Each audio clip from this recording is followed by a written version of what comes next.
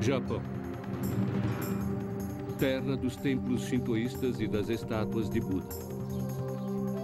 Mas existe um livro antigo em inúmeros lares japoneses que nada tem a ver com esses elementos.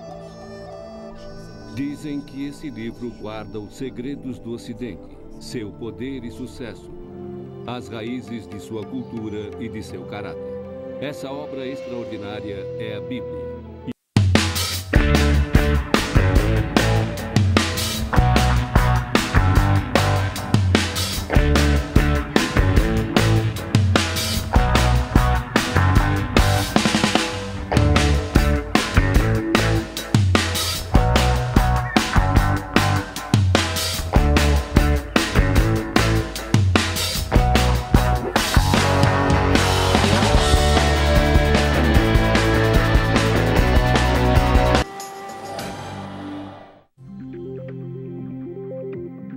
As ideias se comportam de maneira semelhante à dos genes, que determinam nossa altura, estrutura e cor de pele.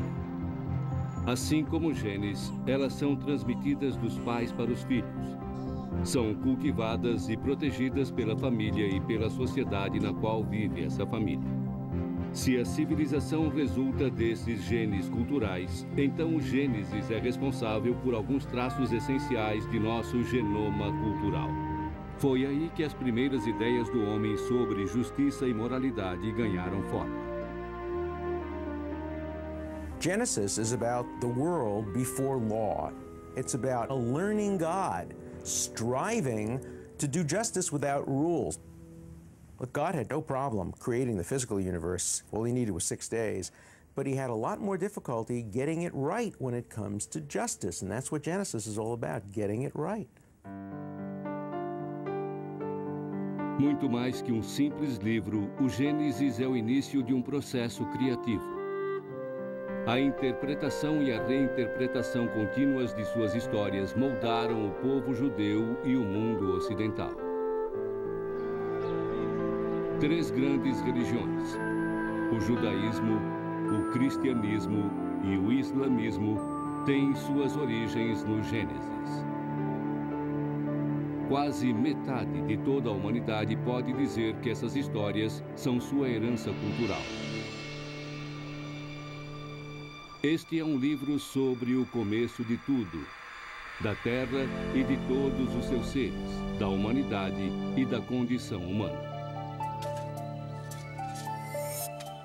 As histórias vão acompanhando uma única família, que no final vai se tornar um povo, uma nação, uma grande civilização. The only thing that's not given there, curiously, is the origin of God, which the Bible does not see as a matter for speculation.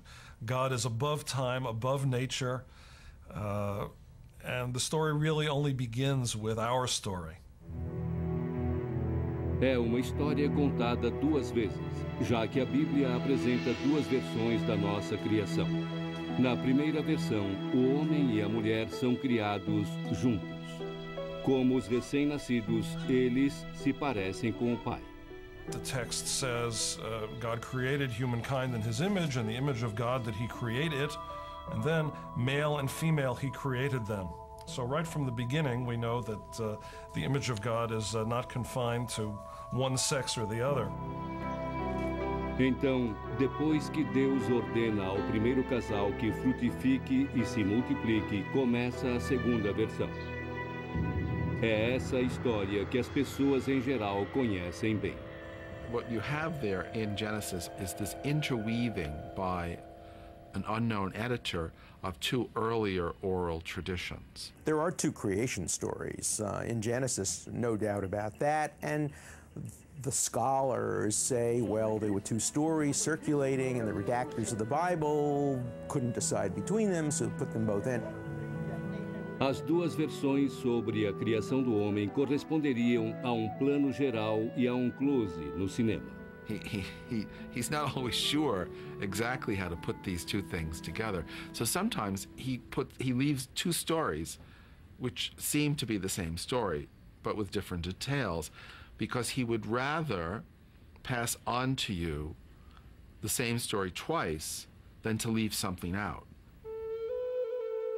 Na segunda história da criação, Deus vê que o homem precisa de um ajudante no jardim do Éden e leva para Adão todos os animais. Nenhum deles serve. Só então Deus pensa em fazer a mulher. Ele cria Eva a partir das costelas de Adão enquanto ele dorme.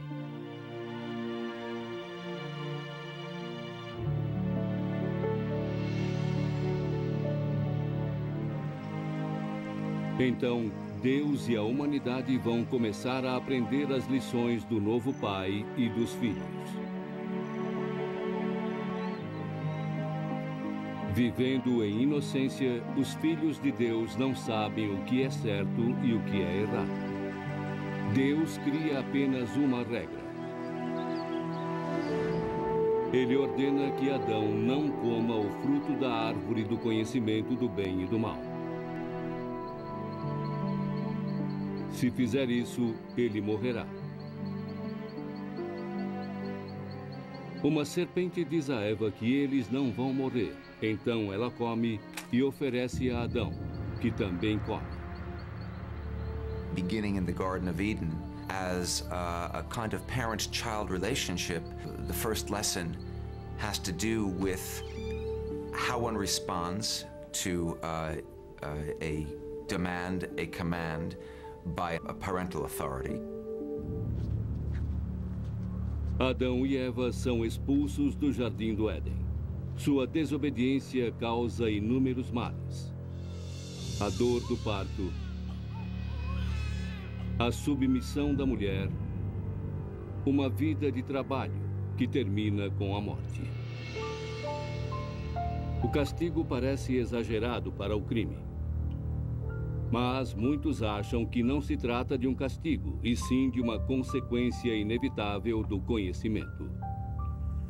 It's the end of the sublime ignorance and the beginning of even more sublime knowledge. And Adam and Eve did the right thing by eating of the tree of knowledge.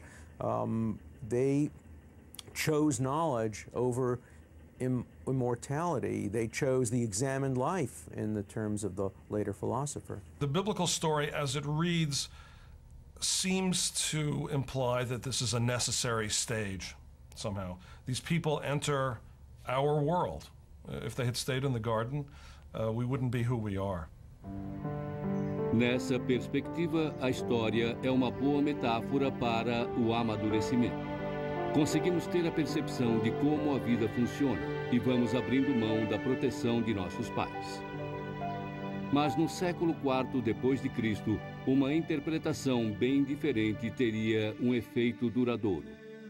Foi nessa época que o teólogo cristão Agostinho criou uma nova visão para a desobediência de Adão e Eva. Ele a chamou de pecado original.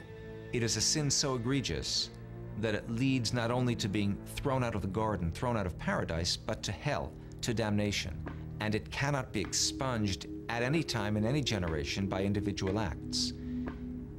To be saved from damnation, to be saved from hell, we can only turn to some other source, and that source is Jesus. Além disso, segundo Agostinho, o desejo sexual passou a ser pecado. A culpa de toda essa desgraça recai sobre Eva, a tentadora.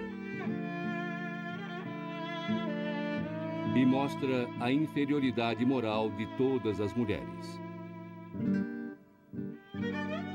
Essa visão funcionaria como justificativa para centenas de anos de opressão contra as filhas de Eva. As mulheres deveriam ser controladas para não tentar os homens. Segundo Agostinho, todos os homens nascem maus. E alguns que não concordaram foram levados à prisão como hereges. Depois, a acusação de heresia passou a significar a morte. E o destino era a fogueira para aqueles que ousassem interpretar a Bíblia à sua própria maneira. Religions have been very ambivalent toward the invitation the Bible gives us to argue. There's no right answer to any moral problem in the Bible. The Bible gives you ammunition to debate these issues. That's why it is the greatest interactive moral teaching tool ever devised. Acreditando ou não na Bíblia, ninguém pode negar que o Gênesis deixou sua marca na civilização. E por que não? Sexo, morte, homens e mulheres. O livro fala de quase todos os temas. E é apenas o começo. Depois, o Gênesis aborda um outro tema de interesse: a rivalidade entre irmãos e o ódio que leva a matar. Ao longo dos séculos, o Gênesis da Bíblia permaneceu. Talvez por ser um espelho de nós mesmos. Tudo o que quisermos encontrar estará lá. Quando Adão e Eva são expulsos, alguns veem a dor eterna, outros veem uma oportunidade. Então, Adão e Eva têm 2 filhos, Caim, que é lavrador, e Abel, que é pastor. Cada um deles leva um presente para Deus. O que acontece depois é contado sem muitos detalhes e abre muitas possibilidades de interpretação. God had regard for Abel and his gift. For Cain and his gift he had no regard.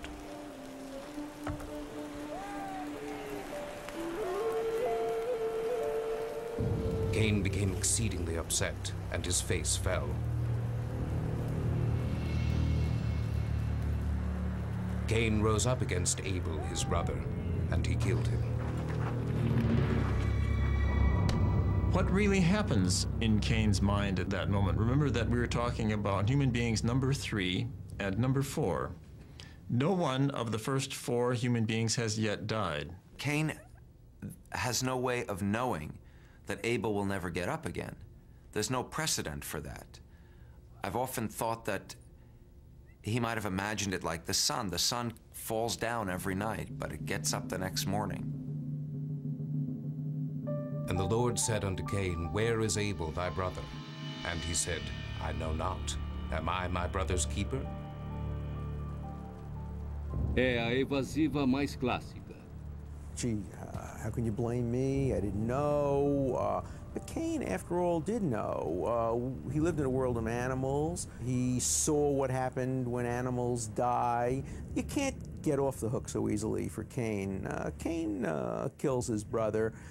He may have only intended to wound him, but he certainly intended to do him harm. É assassinato ou apenas má conduta? Há muitas questões que o Gênesis simplesmente não responde. Caim é expulso. Em comparação com o castigo de Adão e Eva por terem comido uma fruta, sua punição parece ter sido leve. He gets rewarded, essentially. Sure, he's made a wanderer, and the mark of Cain is put on his head, but that's a protective mark. He's actually essentially put in the witness protection program. He whines to God about his punishment, and God says, all right, nobody should hurt my man Cain, 7-fold shall be his punishment, and then he becomes the first real estate developer. Caim vai para o leste do Éden. Lá constrói uma cidade e se casa. Isn't it ironic that the first builder of cities, maybe the builder of civilization, is a murderer? And that's, of course, a metaphor for life, because the great builders of civilization have been murderers, they've been killers, they've been generals, they've been rampaging warriors. Again, it's not a story that says this is right or this is just, it's a story that says this is the real world and it's your job to improve it.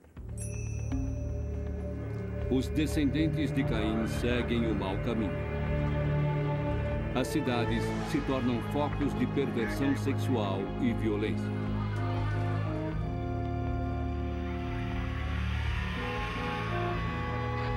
Deus decide tomar uma atitude que nenhum pai da raça humana sequer pensaria em tomar. Deus decide matar seus filhos. A história da Arca de Noé é a preferida das crianças. Deus ordena que Noé faça uma arca que contenha todos os animais aos pares. E faz chover por 40 dias. É um brinquedo infantil muito comum. Um barco uma coleção de animais. Noé é o heróico salvador de cangurus, elefantes e patos.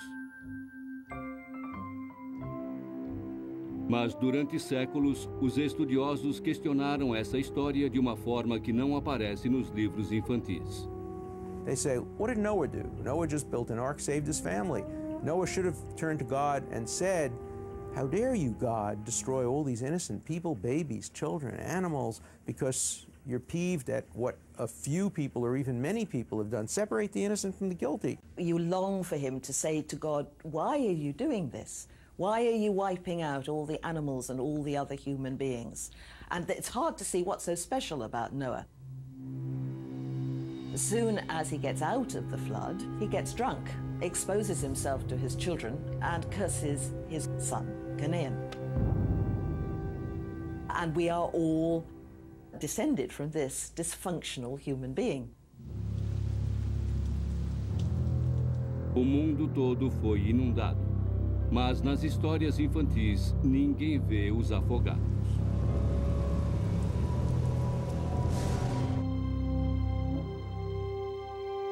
Depois de baixadas as águas do dilúvio, Deus diz a si mesmo: não voltarei a destruir toda forma de vida como fiz agora. Alguns acreditam que com isso Deus esteja admitindo que errou. Instead of starting from scratch by destroying his creation, God should have, and I think he comes to realize it later, work with what he had. Não deveria parecer estranho que o mundo estivesse desregrado antes do dilúvio. Deus ainda não havia criado leis para a humanidade. Então, a lei não existia. He had told Adam, and on the day that you eat from the tree of knowledge, on that day you will die, surely die, and he doesn't carry that through. He vacillates with his punishment of Cain, and it isn't working. And so he overreacts, and only after that does he begin to calibrate the punishment. He who kills shall be killed. A range of other punishments emerge to precede the Ten Commandments. Mas com isso nós avançaríamos demais a história. Deus cria a primeira lei, uma só, proibindo o homicídio. Essencialmente, Deus afirma que criou o homem à sua própria imagem, e por isso a vida humana é sagrada. In other words, do violence to human beings, and you are doing violence somehow to God himself. Agora que Deus esclareceu isso, é hora de povoar o mundo novamente.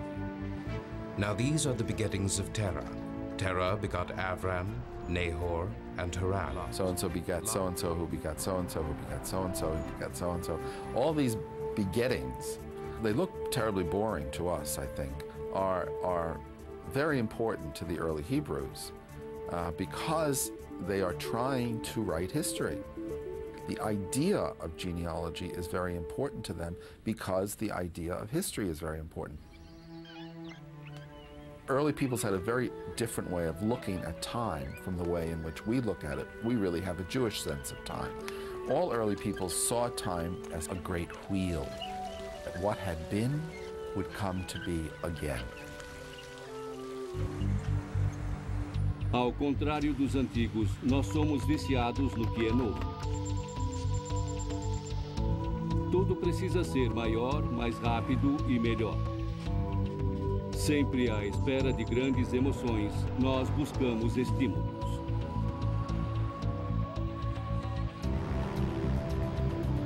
Mas o efeito colateral dessa grande ambição é o progresso.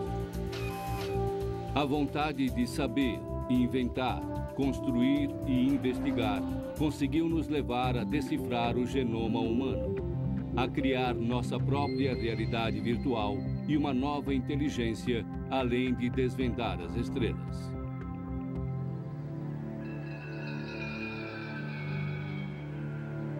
Há quem acredite que essa consciência moderna teve início com um homem chamado Abraão. Já se passaram 300 anos após o dilúvio, segundo o Gênesis.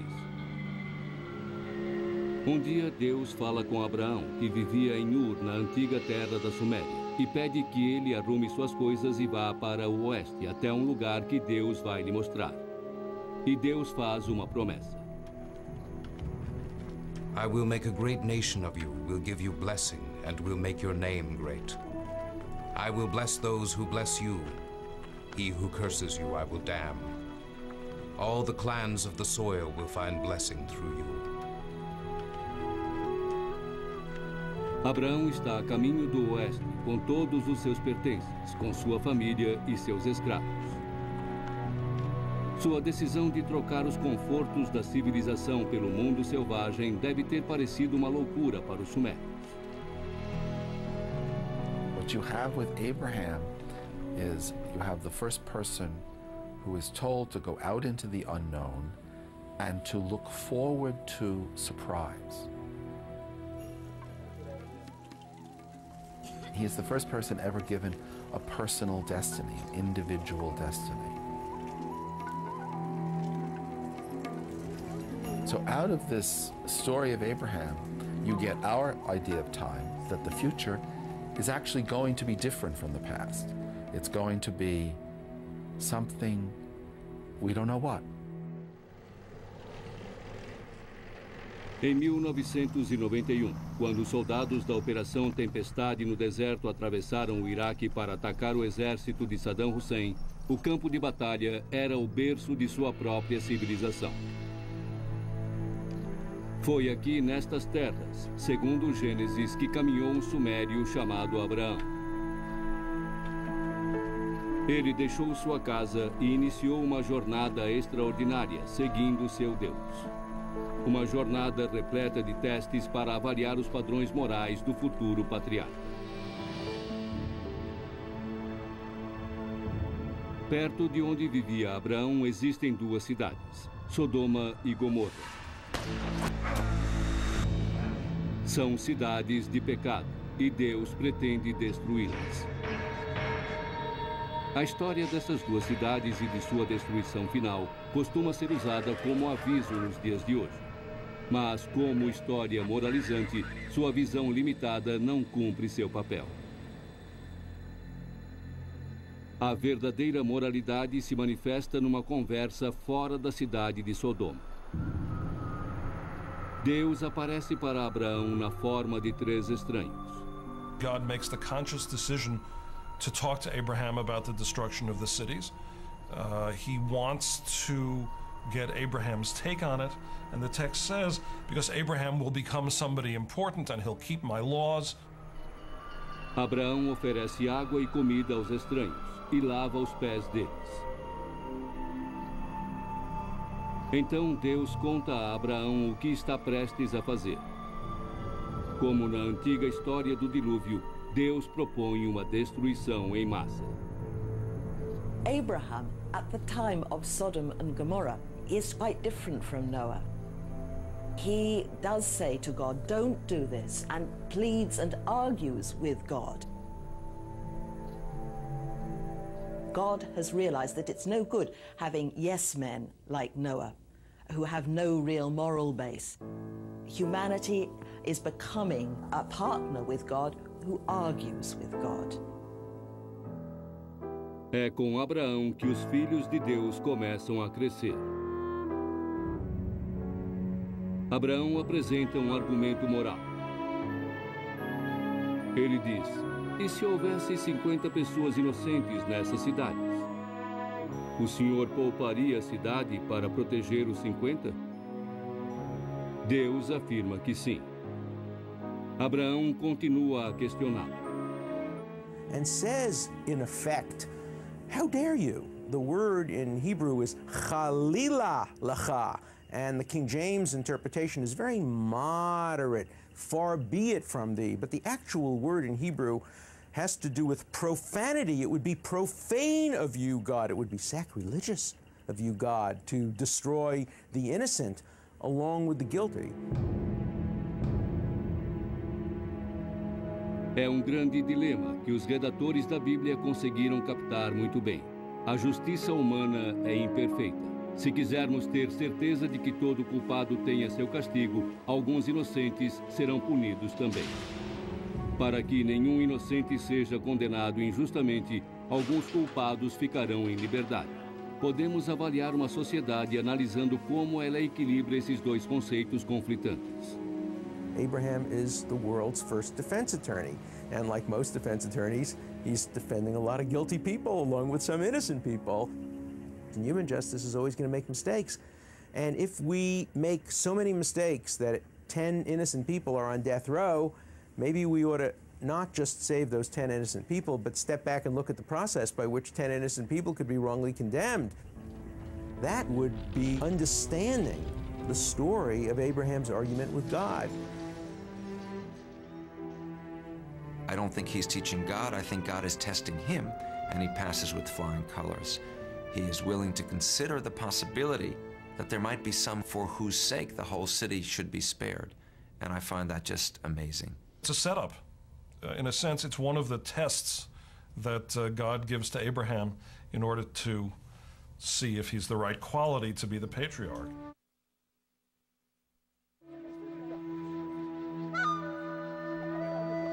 Abraão é um homem rico, com muitos servos e animais.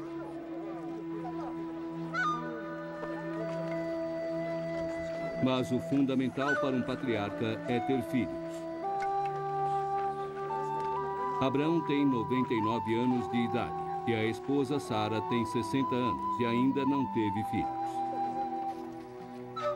Sara resolve o problema tomando uma atitude que não era incomum naquela sociedade.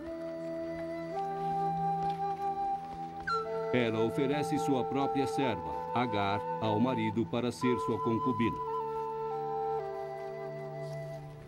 One of the great themes of Genesis is continuity. Will the line continue? Abraham has been promised numerous descendants, and yet his wife is barren. So you have this little problem between promise and fulfillment. Agar gera um filho, o herdeiro de Abraão. Seu nome é Ismael.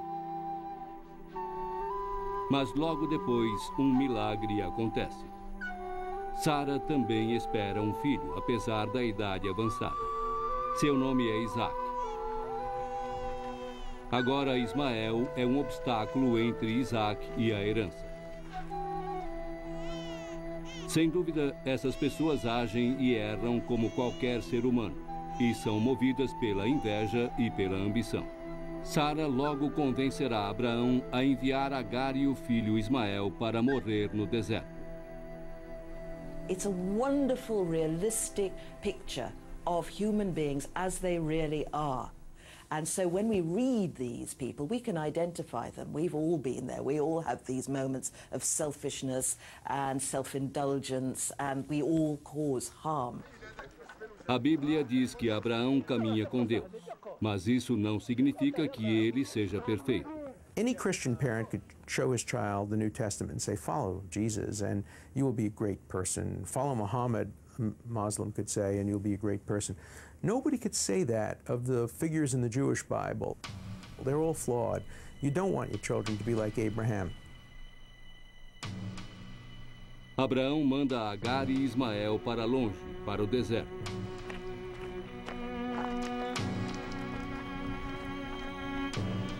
Em pouco tempo, eles ficam sem água e sem comida. Que não veja eu morrer o menino, ela grita, e o abandona. Mas Deus já tem planos para Ismael.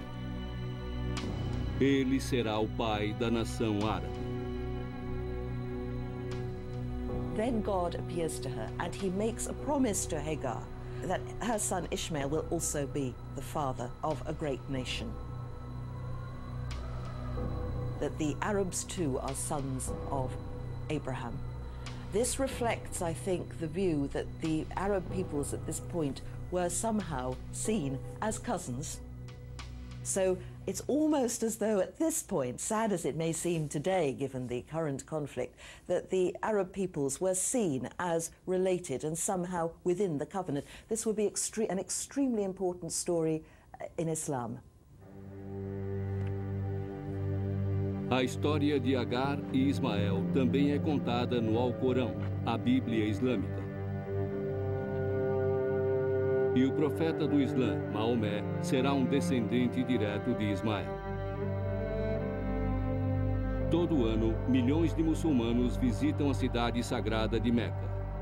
Eles visitam a Kaaba, o santuário que Ismael construiu com Abraão, segundo o Alcorão. The whole pilgrimage in Mecca is in honor of Hagar. In the process of Hajj itself, the pilgrimage, you have to run 7 times between 2 hills, recounting what Hagar went through when she was left alone in the barren desert. Her baby was crying, she was going crazy, and finally, Ishmael kicked the ground, and the water broke and came out, and they were able to drink. Todos os anos, os fiéis reconstituem a provação de Agar no deserto. São seguidores do mesmo Deus dos outros filhos de Abraão, os judeus e os cristãos. The Prophet Muhammad, when he received the revelation and taught it to his community, he did not contend that he was bringing a brand new religion. In fact, he emphasized repeatedly that his message was the continuation of the monotheistic messages before him from the same God, the God of Abraham, and the God of Jesus, and Moses, and Muhammad as well. So it is the same tradition carried over centuries. Judaísmo, cristianismo e islamismo. As 3 religiões que tiveram a mesma origem acabarão alcançando o mundo todo. Todas elas pregam a paz e a compreensão, e foram usadas erroneamente para justificar a guerra e a opressão. Mas no Gênesis, Isaac e Ismael se separam. Ismael sobreviveu, como Deus havia previsto, para se tornar o pai de uma nação. Isaac será o patriarca dos israelitas, mas ainda terá de enfrentar uma terrível provação. No Gênesis, o primeiro livro da Bíblia, Deus diz a Abraão que sua semente será tão numerosa quanto as estrelas do céu. No entanto, seu primeiro filho demora para chegar. Por fim, a promessa é cumprida. Nasce Isaac. Mas então, Deus estabelece uma ordem terrível. Pray, take your son, your only one, whom you love, Isaac, and go you forth to the land of Moriah. E Deus ordena a Abraão que realize o sacrifício de seu filho. We are told that God is simply testing Abraham, but Abraham doesn't know this. By this time, he's only got one son left. He's been told by God repeatedly that he will be the founder of a great nation. Now he's asked to kill that son.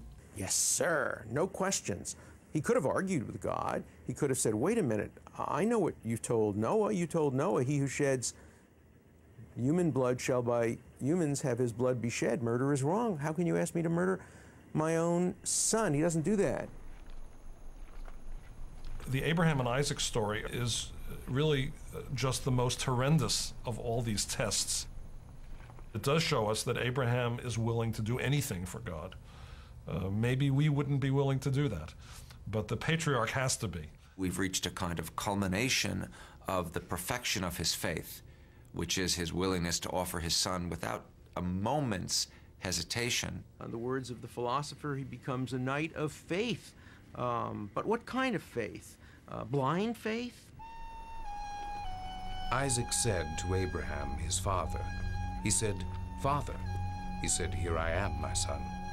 He said, Here are the fire and wood. But where is the lamb for the offering up? Abraham said, God will see for himself to the lamb for the offering up, my son.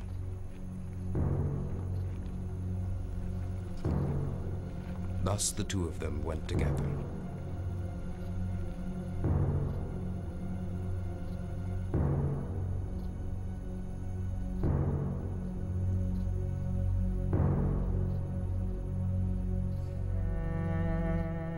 No momento em que Abraão está preparado, com a faca na mão para matar seu filho, um mensageiro de Deus o detém. Essa história, com sua intensidade sombria, gera muitas dúvidas. O que Deus estaria tentando dizer com esse teste aterrorizante? He is saying to them, I am not a God who is pleased by the sacrifice of your children.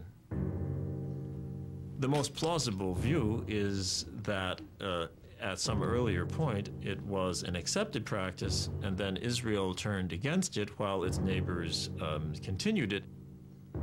Then it's very well designed to be a story against that practice because it follows the familiar plot right to the end and then changes it.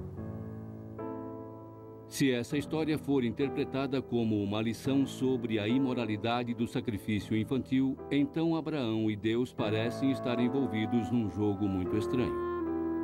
E ficamos imaginando quem ganhou e quem perdeu. Some of the commentators say that God didn't come down and speak to Abraham again ever because Abraham failed the test. He sent his angel. He would have passed the test if he had been more vociferous and argued with God and understood better the rules of morality and the rules against murder. Einstein disse que Deus não joga dados com o universo. Mas será que ele blefa? Ele queria que Abraão se recusasse a sacrificar o filho? Ou Deus queria que Abraão provasse sua fé conforme a interpretação tradicional? E quanto a Abraão? Com uma expressão indiferente, ele parece estar fazendo o que Deus pediu. Who was testing whom? Abraham's extraordinary taciturnity, his silence, serves him well. God demanded the sacrifice of Isaac, and Abraham didn't actually give it, and never said in so many words that he would. God promised him offspring. Now God has given him a son and is about to take the son back. If God had not withdrawn his demand, perhaps the deal would have been off. That Abraham would at that moment not have been the worshiper of that God any longer.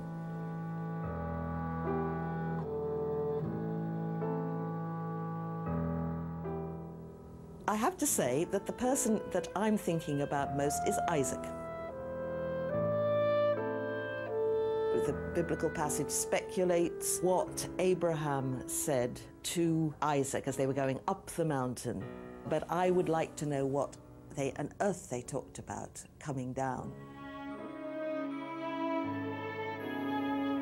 Isaac has seen his father coming at him with a knife, and thereafter, Isaac scarcely speaks. He's a sort of the weakness of the patriarchs. Caberá ao filho de Isaac, Jacó, continuar seu legado e ser para sempre um exemplo indiscutível de como não conduzir a vida.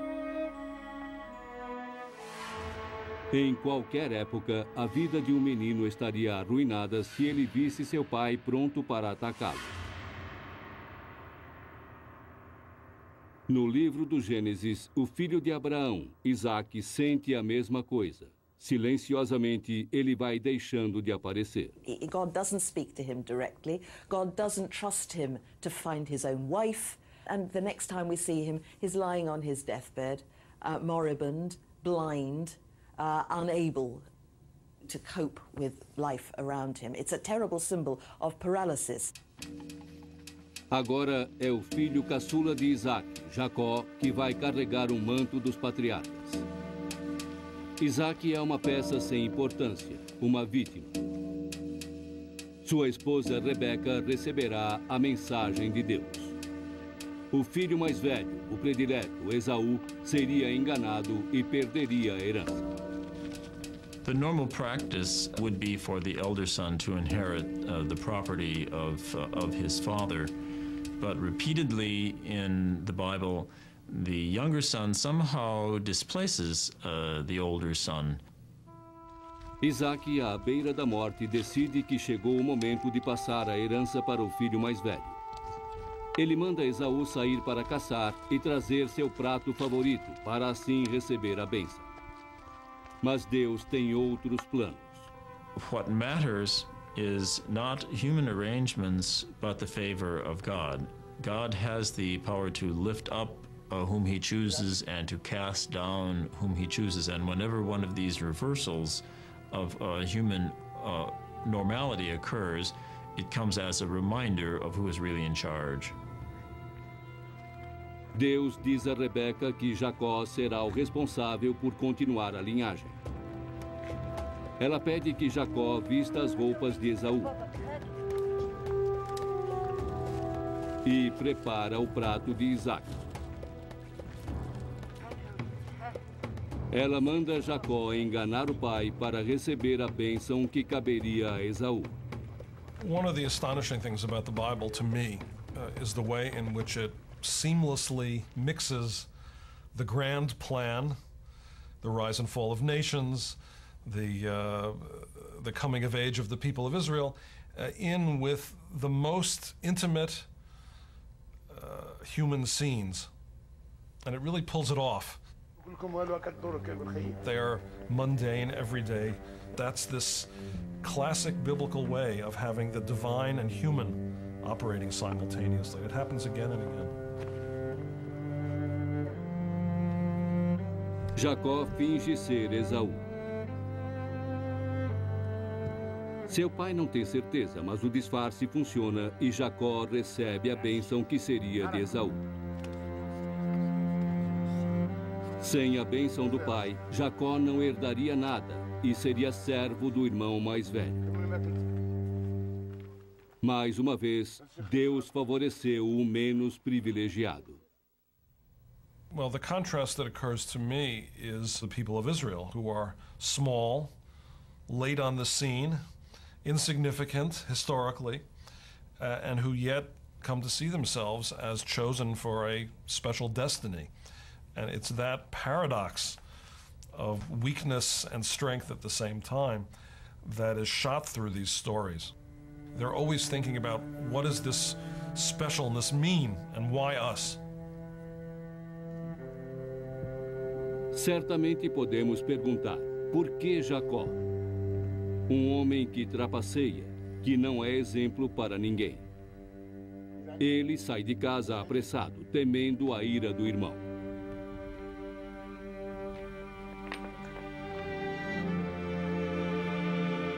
Alguns anos depois ele volta, muito rico e sem saber como será recebido pelo irmão. Ele começa a imaginar o que estaria à sua espera. Numa curva de rio, Deus e o homem vão se encontrar frente a frente pela última vez. Night falls, he's all alone at this gorge. And the text says that a man shows up and wrestles with him. That's all it says. É um momento repleto de mistério e de metáforas. O homem lutando com seu Deus, ou seria apenas sua consciência? Pelo menos Jacó acredita que seja Deus, porque ao amanhecer, terminada a luta, ele diz: estive frente a frente com Deus e minha vida foi salva.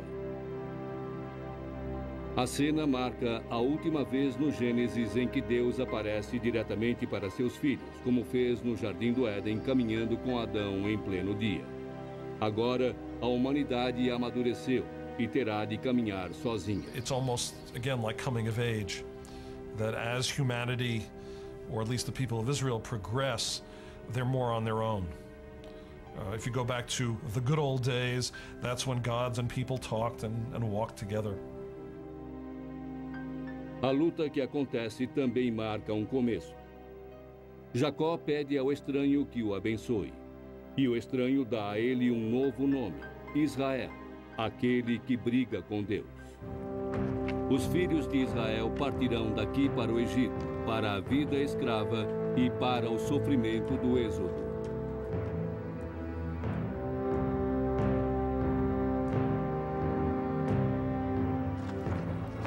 Esaú e Jacó voltam a se encontrar. As transgressões são perdoadas. Essas histórias dos patriarcas, histórias de traição, de fé e de brutalidade, vão afetar as pessoas por milhares de anos, moldando nossos valores e nossas vidas de maneiras que nem imaginamos. Our consciousness, our laws, our morality, the very fact that it's unthinkable for us to have a civilization and a society without laws is a heritage of the Bible. Dizem que as coisas mais básicas, como nossa noção de tempo, de história e nosso interesse pelo progresso, são uma herança cultural do livro do Gênesis. Somehow, we have found meaning and built significance from these difficult, problematic, paradoxical and contradictory texts. What's a Bible story for other than to stimulate debate? So there are no answers. Conforme formos procurando respostas nessas histórias profundas, o Gênesis continuará se apresentando sob novas formas, ajudando-nos a sair de uma longa infância mergulhada na incerteza e a aperfeiçoar a evolução moral da humanidade. Versão brasileira Clone.